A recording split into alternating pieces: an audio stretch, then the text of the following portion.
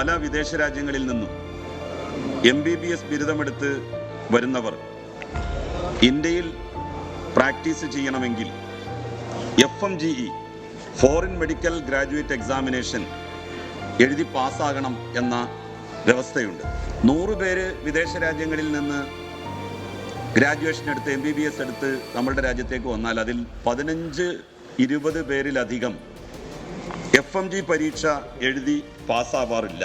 പാസ്സാകുന്ന കുട്ടികൾ 15-20% വരുന്ന കുട്ടികൾ, അവർക്കിപ്പോൾ ഹൗസ് സർജൻസി നടത്തണമെങ്കിൽ മാസം 10,000 രൂപ വെച്ച് അങ്ങോട്ട് കൊടുക്കണം.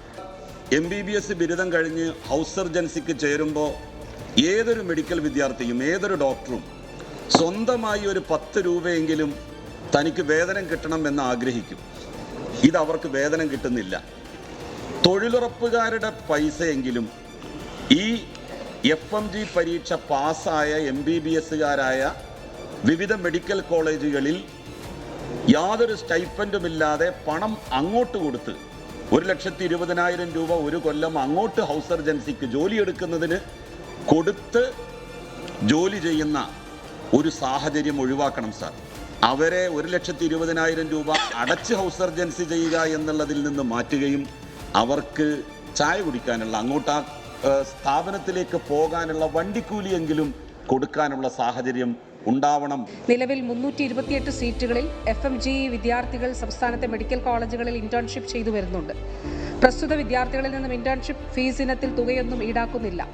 കൂടാതെ ആരോഗ്യവകുപ്പിന് കീഴിലെ ജില്ലാ ആശുപത്രികളിൽ ഏകദേശം 600-ലധികം FMGE വിദ്യാർത്ഥികൾ ഇന്റേൺഷിപ്പ് ചെയ്യുന്നുണ്ട്. മാത്രമല്ല, ഓരോ വർഷവും ഇന്റേൺഷിപ്പിനായി കേരള സ്റ്റേറ്റ് മെഡിക്കൽ കൗൺസിലിൽ രജിസ്റ്റർ ചെയ്യുന്ന വിദ്യാർത്ഥികളുടെ എണ്ണം വർദ്ധിച്ചു വരുന്ന സാഹചര്യമാണ് നിലവിലുള്ളത്.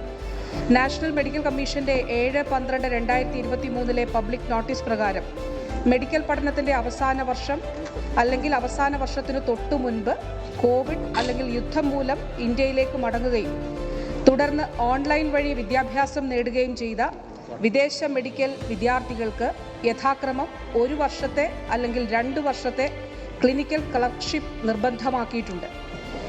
ഓൺലൈൻ പഠനം ആശ്രയിക്കേണ്ടി വന്നവരായ വിദ്യാർത്ഥികൾക്കാണ് ക്ലിനിക്കൽ പരിശീലനത്തിന് അവർക്ക് ആവശ്യമായ അവസരം ലഭിക്കാത്തവർക്ക് 2 വർഷം വരെ ക്ലിനിക്കൽ ക്ലർക്ക്ഷിപ്പ് ആവശ്യമായി വരുന്ന സാഹചര്യമാണ് നിലവിൽ ഉള്ളത്. ഇത് നാഷണൽ മെഡിക്കൽ കമ്മീഷന്റെ നിർദ്ദേശമാണ്.